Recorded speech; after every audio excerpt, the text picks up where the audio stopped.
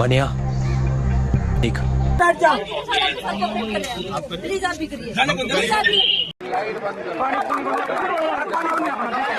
उसमें भी इनको वक्त सो जाओ मर जाओ, मारना है ये तो वैसे ही मार दो, मारने के लिए तैयार है। तो दोस्तों वैसे तो आप लोगों को पता ही है, जंतर मंतर पर धरना दे रहे पहलवानों के साथ पिछली रात पुलिस की झड़प हुई, जो चिंताजनक है। और अब पहलवानों द्वारा पुलिस पर वसूली की का आरोप लगाया जा रहा है। उसके बाद से टकराव की स्थिति बनी हुई है और अब लोगों की तरफ से तरह तरह की प्रतिक्रिया आ रहे हैं। वो देखो। तो इसी पे सूरज राय नामक यूजर लिखते हैं, एक एक करके सबके भरम टूट रहा है। इन पहलवानों को भी पता चल गया कि सरकार नहीं तानाशाह बैठा है, सबका नंबर आएगा। आज जो तानाशाह के साथ है उनका भी आएगा, फिर उन्हें भी समझ में आएगा, तब तक उनके लिए देर हो चुकी होगी। सही पकड़े हैं। तो सुरेश मानिकपुरी लिखते हैं, इतनी दुर्गति हमारे देश के खिलाड़ियों के साथ। ये वही खिलाड़ी है साहब, जब मेडल लाते हैं तो पूरा देश का सीना चौड़ा हो जाता है, और आज उसकी हालत इस तरह से कर दी है, शर्मानी चाहिए। अरे बाबा टाइम बहुत खराब आ गया। कैसे हो गया ये? कुछ समझ में नहीं आ रहा।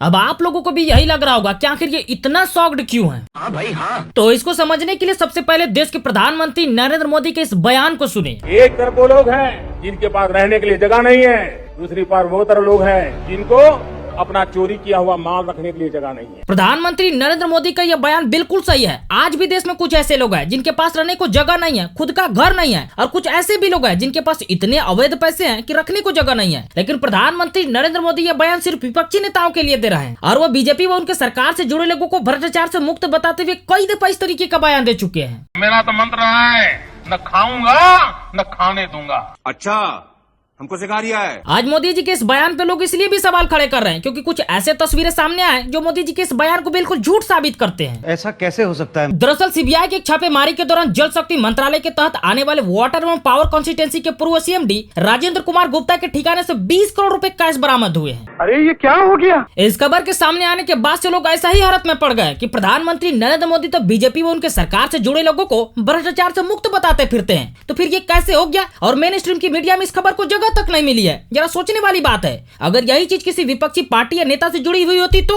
अब तक ये मीडिया बवाल मचा चुकी होती। अपने पर्सनल होठों से सही बोल रहा है तू। और आज लोग देश के कुछ महान व ज्ञानी पत्रकारों से यह भी सवाल कर रहे हैं कि इतने सारे पैसे जिसे गैर कानूनी तरीके से छुपा के रखा गया, इसके सिग्नल इनकम टैक्स डिपार्टमेंट तक क्यों नहीं पहुंची?